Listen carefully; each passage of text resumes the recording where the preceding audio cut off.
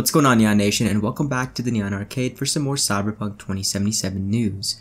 Today we're talking about Hideo Kojima being a possible cameo in the game, some brand new screenshots from various magazines, and from CDPR's own website giving us some potential insight into Silverhand, a new gang in a fringe district of Night City, more Cyberpunk 2077 world lore, a new character, and some additional details from around the internet. Get 15% off high quality metal art from Displate featuring officially licensed designs. Check out the link in the pinned comment and the description. First up, check out a couple new exclusive screenshots from Japanese gaming magazine Famitsu, found courtesy of JackJake on Twitter. The first one seems to be during the Street Kid life path with a 6th Street gang member in the back judging by his patriotic attire. It's likely that we've seen other 6th Street gang members before, but this guy seems to be quite a bit more augmented than what we've previously seen. Next we have this Augmented Monk in darker robes, which is a stark contrast to the bhikku monks in the orange robes who are against implantation.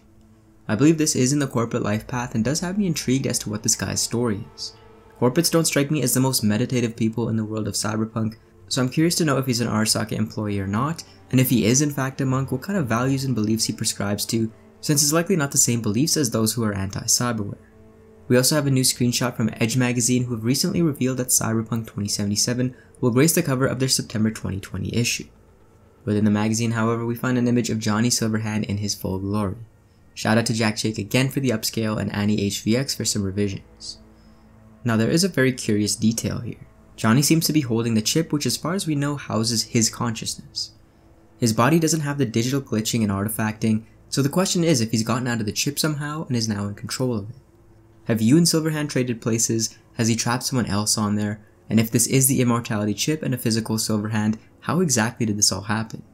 I'm sure we will find out on November 19th, but for now you can let your brain marinate in contemplation.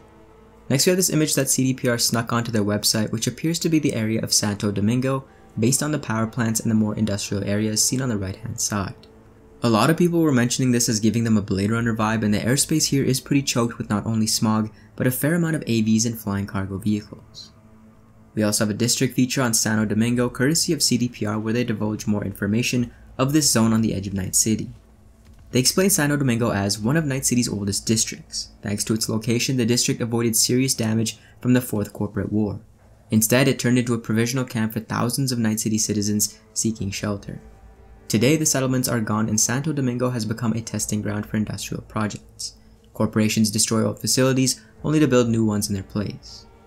Meanwhile, residents scrape a desperate living in crowded megabuildings, constantly wishing for something better. It didn't take long for a couple of ex-military guys to group together to take matters into their own hands. That's how the district became a home for the 6th Street gang. Arroyo is the industrial heart of Santo Domingo.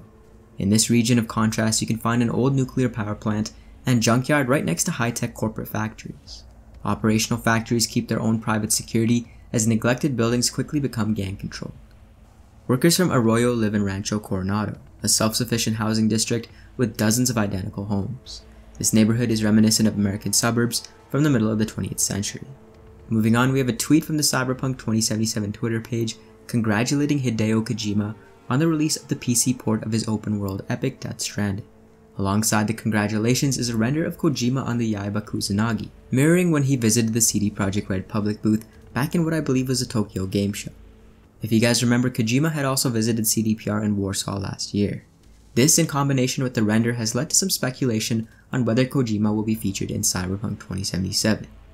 We already have big-name artists, Keanu Reeves, as well as some influencers like Cole Carnage and Jesse Cox being characters in the game, so a Kojima cameo isn't too far out of the realm of possibility, especially since he was publicly seen interacting with devs and designers at CDPR during his visit. His render does have some cybernetic changes made to most notably the fingers, giving more credence to a possible cameo.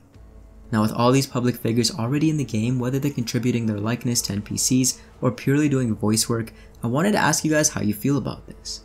Are we hitting a point where this could come across as immersion breaking, or does the scale of the world justify the addition of more people who are popular in the media?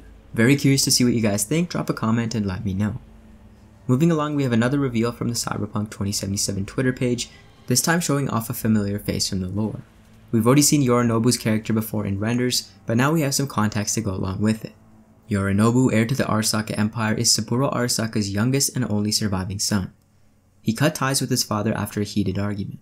He sought destruction but soon realized that the corporate giant's power wasn't possible to defeat, at least from the outside.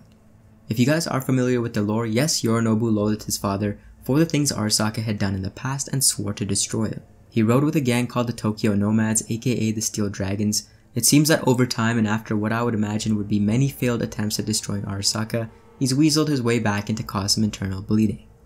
Either that or he's gotten a taste of corruption and he's become torn with his role in and outside the company. He is a big player in Night City for sure and likely a substantial figure within the main questline.